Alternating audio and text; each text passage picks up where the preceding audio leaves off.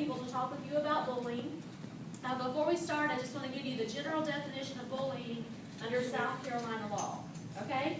The law defines bullying in South Carolina as a gesture, an electronic communication, a written, verbal, physical, or sexual act that is reasonably perceived to have the effect of harming a student physically or emotionally, or damaging a student's property, or placing a student in reasonable fear for personal harm or property damage, or insulting or demeaning a student or a group of students, causing substantial disruption in or substantial interference with the orderly operation of a school. It's a pretty big definition, right? Okay. Just some quick stats.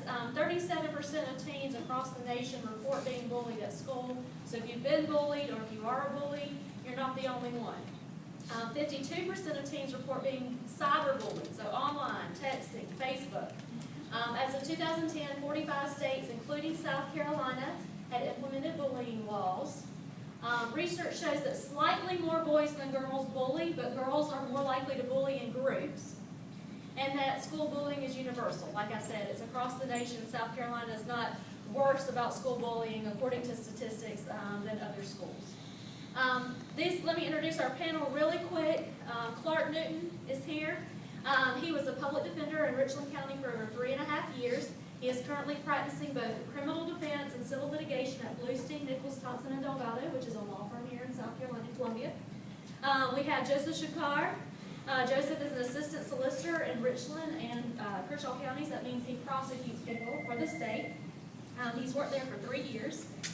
He currently prosecutes prescription drug fraud cases, but he's previously prosecuted a lot of misdemeanor and felony cases.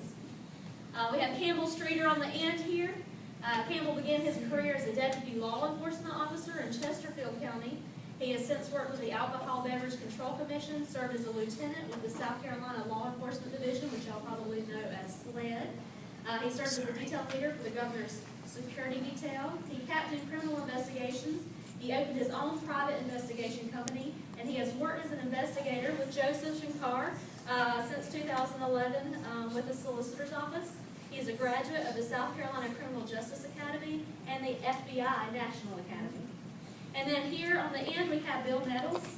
Bill began his law career as a Richland County public defender. When he left the public defender's office, he went into private practice where he focused on civil and criminal trial work. He has received a number of awards. He has been published in The Champion, which is a magazine for the National Association of the Criminal Defense Lawyers. And since May of 2010, he has served as a United States Attorney for the District of South Carolina. So we really appreciate all of them being here. Allison Reddick, your teacher, she submitted a number of questions to us before we came today that you all had about bullying, so we're going to try to address some of those. All right, so the definition of bullying is very, very broad. What conduct truly constitutes bullying? What do you have to do to be guilty of bullying? Well, as far as the prosecution is concerned, we regard bullying as more like a header. It's a type of, conduct that people do. But as far as for prosecution purposes, what we're looking for in the solicitor's office is the type of conduct that led to the bullying. So, for example, if the bullying is involving assault and battery of some sort, somebody's punching somebody else in the face, or a mob of people getting together, 2 or 3 individuals getting together and ganging up on one individual, this is the type of conduct that we're looking for. There is a different aspect of the bullying conduct that comes from any kind of harassment or stalking. This is the type of conduct that people may do online, using computers, harassing other people, using text messages in order to do that. That when those individuals invaded privacy of other individuals, in trying to cause them to feel bad or to harass them, to have some kind of emotional distress as a result of some kind of a dispute that they have. So we look at the conduct itself, and based on the conduct, we determine what kind of charge this person will be prosecuted. So what I hear you saying is there are a lot of different charges under South Carolina law, such as stalking, harassment, assault and battery, and you will look to see what exactly the actions were underneath the bullying before you charge someone. So if it's online, would they be charged with harassment most likely? So online, for example, and this is a good situation of how charges can be developed. So if we're looking at online type of bullying, we can look at harassment or at stalking. Both of those require some kind of a repetitive conduct. We can also look at computer crimes, that is the using of a computer for any kind of action that is unlawful. In addition to that, if there are 2 or more individuals that are involved in this harassment online, we may charge them in criminal conspiracy because it is an unlawful to harass other people. So all of the individuals, so each and every one of those individuals may have 3 or 4 different charges that stem from this bullying conduct. Okay, let's talk about conspiracy. Clark, can you talk to them about what conspiracy is and how conspiracy can be a charge in the bullying field? Okay, so conspiracy is when 2 or more people get together and agree upon to do an act, and the act actually happens, okay? You get in trouble for conspiracy when that act is illegal. So if me and you decide to go steal a candy bar from the 7-Eleven, okay? And we say, we're going to go do that, yes, and we shake on it. We go walk over there. If I walk in there and take the candy bar and run out of there, you get charged with shoplifting and conspiracy, even though you did not go in the store. You were the lookout. You were the guy waiting so I could pass it off and then we could run away. He's still in trouble, just the same as I am, okay? And that's this idea of the hand of one is the hand of all. So conspiracy can be just agreeing to do something. So what happens with bullying? Well, if you're just hanging out with some people and one of them decides, hey, let's go over there and bully somebody. Let's go pick on this person. And you go with them. And you stand there and don't do anything about it. These guys right here, they're going to arrest you for bullying. And they're going to arrest you for conspiring to bully. Okay? Now, as your defense attorney, I'm going to have to try to, after you've been arrested, try to convince them, well, they weren't really agreeing to it. But you went there. You stood around. You didn't say anything. You didn't try to stop it. They're going to say that you agreed to it. Okay, so that's where conspiracy comes in. There's the bullying law is very broad, and when it happens on school grounds, schools have policies lots of times that they implement when it's on school grounds. Do y'all get involved at all? Or have you seen bullying charges being brought by schools against people who are bullying on school grounds, or are the schools dealing with that by expulsion or other disciplinary measures at the school rather than having the police get involved? Well, one thing that can happen, if they do ask for assistance from law enforcement, they come in and do an investigation, whatever they find, they will give back to the school. And even though it may not meet the standard for bullying, it can be some in-house punishment that you may be facing here at school, even though you did not meet the state requirements to be charged with bullying. So the school can report it to the police, and they can take care of it in-house as well. And so that even if the police decide not to do anything, then you're still possibly facing charges at school or disciplinary action at school. That's correct. Okay. Well, then let's talk a little bit about self-defense. How does self-defense play into bullying? So, Clark, you gang up on me, you start texting me, and you tell me that I'm super pregnant and I'm super fat today, and you just keep telling me that, gosh, if you just weren't so fat and pregnant. What can I do to retaliate? What should I do at that point? What under the law am I justified in doing?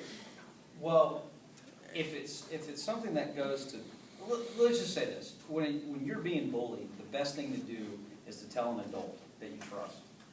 You have a wonderful school that you have plenty of people to do that to, your parents, family, friends, anybody, let them know.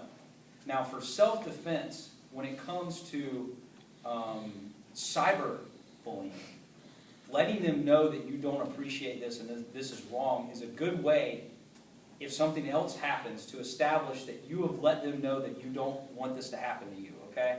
So if I was having to represent the person bullying them, if you told them ahead of time, I don't want this, I don't have an argument to say, well, it was just, they were kidding around. It was no big deal. So you've let them know that. If you're out there and you're getting physically bullied, and then I would never, under the law, you can defend yourself, but that's not a good way to think about it. Talk to them and let them know you don't like it. Now, if you are getting hurt, you can defend yourself, and there's laws to protect you on that. But hopefully it doesn't get that far. You letting them know that you don't want this to happen to you, that you don't appreciate this, and that you're going to be. And don't worry about tattling. This isn't tattling. They're committing a crime. Okay? So this isn't just oh God, we're tattletaling on people. No. This is a crime, and you need to let somebody know. Okay? And if it makes my job harder, that's fine. This is a very serious thing. So the biggest thing for self-defense is to letting them know and establishing that you don't want this type of behavior to happen. Bill, what kinds of reasons have you seen that people bully? Tell us your experiences I have a with vast wealth. why people bully. Well, the setup for that is that, the reality of it is that I got bullied a lot. What grade are you on?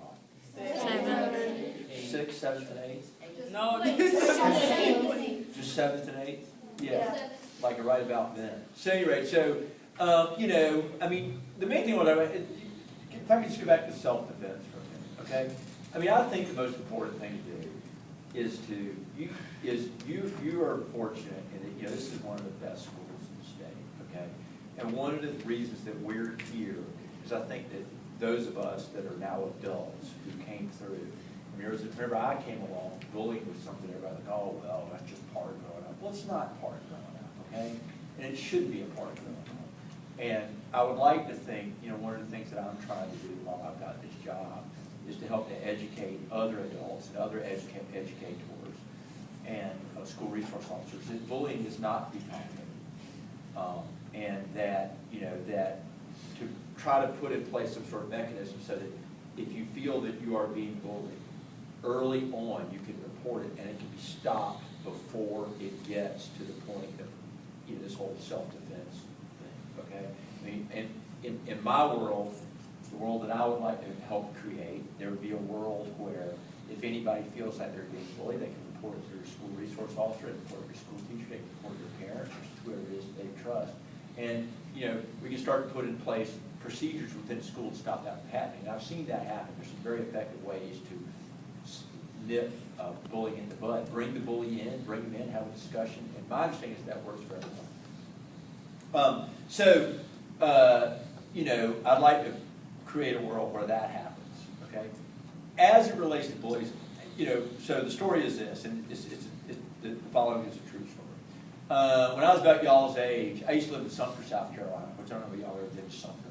It's over across the swamp going that way, I guess. And when I was in about your grade, from the summer between my 6th and 7th grade year, we moved to Pennsylvania. When I lived in Sumter, I was just like everybody else. My granddad owned a farm machinery dealership. My dad, I was a normal kid. When I moved to Pennsylvania, I was not a normal kid. I was different, okay? Not because of the color of my skin, not because of my religious beliefs, not because of my sexual orientation, but simply because of the region of the country I come from. I spoke differently from everybody else when I was there. I talked, as they say, funny. I thought they talked funny, but that's the whole thing. And I was just different, and so I got beat up and bullied very regularly, okay? It's not good. It's a bad thing, and the policies weren't in place to try to stop it. So I get finished out. I go on to law school. I get out of law school. My first job while I was in law school, I clerked for this great law firm in Pennsylvania, and this very affluent, rich man came in, and one day, one of my first days on the job as a law clerk, he said, "I would like for y'all to help me to get my son out of prison. My son's in prison, and I'd like for y'all to do an appeal and try to get us out." And the name sounded awfully familiar, but he just seemed so nice and together and articulate.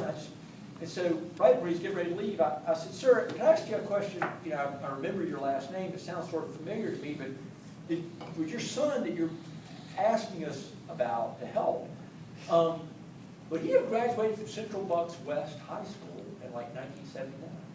He said, "Yes." I asked him what his first, I said, "Your son's first name is," and I told him the name. He said, "Yeah." I said, "Thank you." He leaves the room, and I looked at the other lawyers and I said, "Look, I will defend people for all manner of horrible